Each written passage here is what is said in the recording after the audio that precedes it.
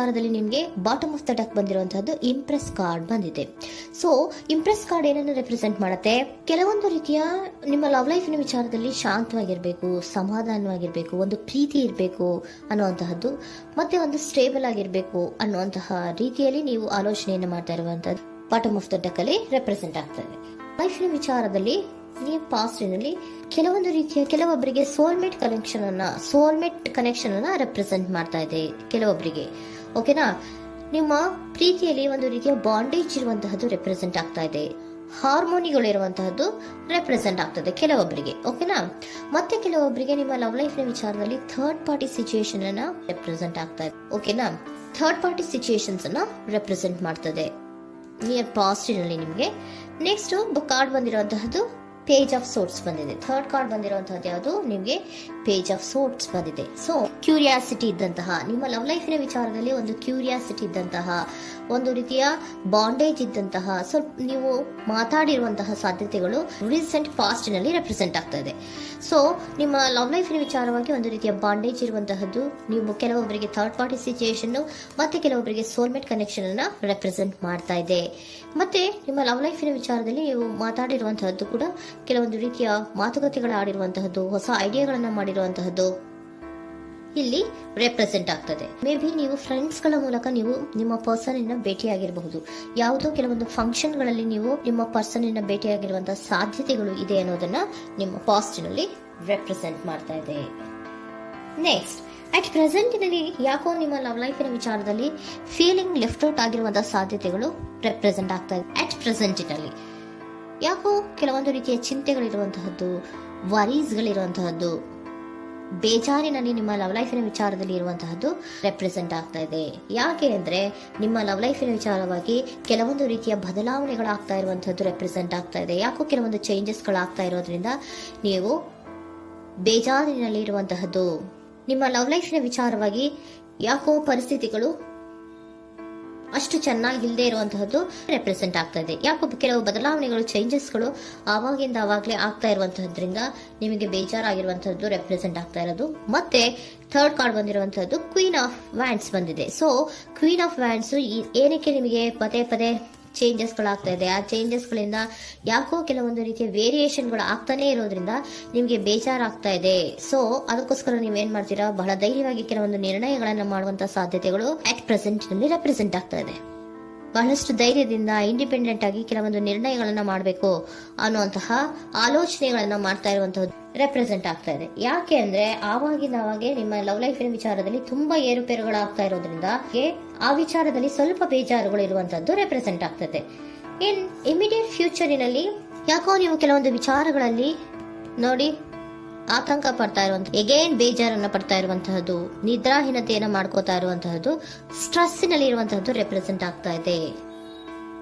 ಕೆಲವೊಂದು ನಿರ್ಣಯಗಳನ್ನು ತಗೊಳ್ಳುವಂತಹ ಸ್ಟ್ರೆಸ್ಗಳಲ್ಲಿ ಇರುವಂತಹದ್ದು ಕೆಲವೊಬ್ಬರಿಗೆ ಯಾಕೋ ಇಮಿಡಿಯೇಟ್ ಫ್ಯೂಚರ್ ನಲ್ಲಿ ಕೂಡ ರೆಪ್ರೆಸೆಂಟ್ ಆಗ್ತಾ ಇದೆ. ಆದ್ರೆ ಫ್ಯೂಚರ್ ನಲ್ಲಿ ನೀವು ಏನ್ ಮಾಡ್ಬೇಕಾಗಿತ್ತು? ಸೊ ಕ್ವಿಕ್ ಥಿಂಕಿಂಗ್ ಅನ್ನ ಮಾಡ್ಬೇಕಾಗಿತ್ತು. ಕೆಲವು ವಿಚಾರಗಳ ಬಗ್ಗೆ ನೀವು ಫೋಕಸ್ ಅನ್ನ ಮಾಡ್ಬೇಕಾಗಿತ್ತು. ಏನಾಗ್ತಾ ಇದೆ ನಮ್ಮ ಲವ್ ಲೈಫಿನ ವಿಚಾರದಲ್ಲಿ ಅನ್ನೋದನ್ನ ಫೋಕಸ್ ಅನ್ನ ಮಾಡಿದ್ರೆ ನಿಮ್ಮ ಲವ್ ಲೈಫಿನ ವಿಚಾರದಲ್ಲಿ ಕೆಲವೊಂದು ರೀತಿಯ ಫುಲ್ಫಿಲ್ಮೆಂಟ್ಗಳು, ಸಮಾಧಾನಗಳು, ಖುಷಿಗಳು ಇರುತ್ತೆ. ಯಾವಾಗ ನೀವು ಫೋಕಸ್ ಅನ್ನ ಮಾಡೋದಿಲ್ವೋ ಆಗ ನಿಮ್ಗೆ ಮತ್ತಷ್ಟು ಆತಂಕಗಳು, ಬೇಜಾರುಗಳು ಆಗುವಂತ ಸಾಧ್ಯತೆಗಳು ಇದೆ. ಇದು king of swords, 9 of swords ಇನ ಕ್ಲಾರಿಫಿಕೇಶನ್ ಕಾರ್ಡ್ ಅಷ್ಟೇ. ಅಂದ್ರೆ ಏನು? ನೀವು ಕೆಲವೊಂದು ವಿಚಾರಗಳಲ್ಲಿ ಫೋಕಸ್ ಅನ್ನ ಮಾಡಬೇಕು. ಲವ್ ಲೈಫಿನ ವಿಚಾರಗಳಲ್ಲಿ ಫೋಕಸ್ ಅನ್ನ ಮಾಡಿ ಕೆಲವೊಂದು ರೀತಿಯ ಆಕ್ಷನ್ಸ್ ಗಳನ್ನ ತಗೊಂಡ್ರೆ ಫುಲ್ಫಿಲ್ಮೆಂಟ್ ಗಳಾಗುವಂತಹ, ಸಮಾಧಾನಗಳಾಗುವಂತಹ, ಖುಷಿಗಳಾಗುವಂತಹ ಸಾಧ್ಯತೆಗಳು ಇದೆ. ಕರೆಕ್ಟ್ ಆಗಿ ಮಾತಾಡಬೇಕು. ಏನ್ ಮಾತಾಡಬೇಕು ನಿಮ್ಮ ಲವ್ ಲೈಫಿನ ವಿಚಾರವಾಗಿ ಕರೆಕ್ಟ್ ಆಗಿ ಮಾತಾಡಿ ಕೆಲವೊಂದು ರೀತಿಯ ಕ್ಲಿಯರ್ ಥಿಂಕಿಂಗ್ ಅನ್ನ ಮಾಡಿ ಕ್ವಿಕ್ ಆಕ್ಷನ್ಸ್ ಅನ್ನ ತಗೊಳ್ಳುವಂತಹದ್ದು ರೆಪ್ರೆಸೆಂಟ್ ಆಗ್ತಾ ಇದೆ. ಓಕೆನಾ? ಇದಿಷ್ಟು ನಿಮ್ಮ ಕಾರ್ಡ್ಸ್ನ ರೀಡಿಂಗು. ನೆಕ್ಸ್ಟ್, ಏಂಜಲ್ ಗೈಡೆನ್ಸ್ ನಿಮ್ಗೆ ಏನ್ ಹೇಳ್ತಾ ಇದ್ದಾರೆ ಅನ್ನೋದನ್ನ ನೋಡೋಣ. ನಿಮ್ಮ ಲವ್ ಲೈಫಿನ ವಿಚಾರವಾಗಿ ಏಂಜಲ್ ಗೈಡೆನ್ಸ್ ಏನ್ ಕೊಡ್ತಾ ಇದ್ದಾರೆ?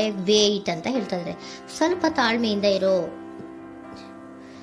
ಅವಸರದಲ್ಲಿ ಯಾವ ನಿರ್ಧಾರವನ್ನ ಕೂಡ ಮಾಡಬೇಡ ಅನ್ನೋದನ್ನ ಏಂಜಲ್ ಗೈಡೆನ್ಸ್ ಕೊಡ್ತಾ ಇದ್ದಾರೆ. ಇಟ್ಸ್ ಅಪ್ ಟು ಯು, ಇದು ಎಲ್ಲ ನಿನಗೆ ಬಿಟ್ಟಿರುವಂತಹದ್ದು.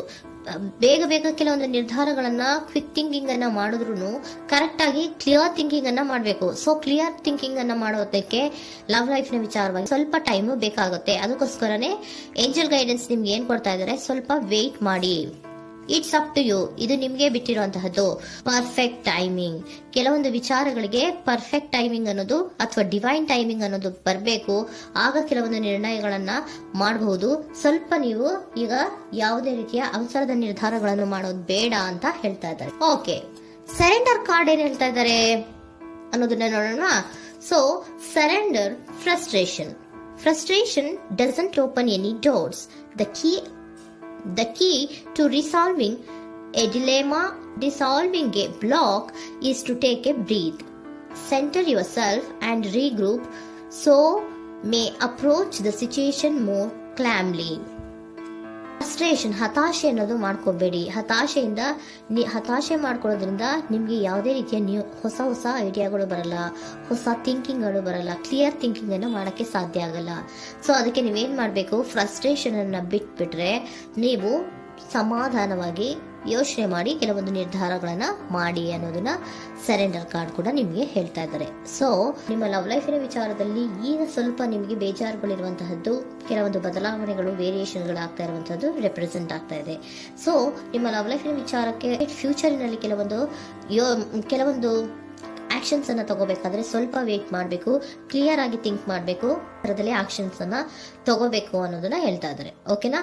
ಆಗ ಮಾತ್ರ ನಿಮ್ಗೆ ನಿಮ್ಮ ಎನರ್ಜಿಯಲ್ಲಿ ಏನ್ ಶಾಂತತೆ ಬರಬೇಕು ಅಂತ ಹೇಳ್ತೀರಲ್ಲ, ಆ ಶಾಂತತೆ ಏನ್ ಬರಬೇಕು, ಲವ್ ಲೈಫಿನ ವಿಚಾರವಾಗಿ ಶಾಂತತೆ ಯಾವಾಗ ಬರುತ್ತೆ ಅಂದ್ರೆ ನೀವು ಕ್ಲಿಯರ್ ಥಿಂಕಿಂಗ್ ಅನ್ನ ಮಾಡಿದಾಗ ಮಾತ್ರ ಬರುವಂತಹದ್ದು ಅನ್ನೋದು ಕಾರ್ಡ್ಸ್ ಗಳಲ್ಲಿ ರೆಪ್ರೆಸೆಂಟ್ ಆಗ್ತದೆ.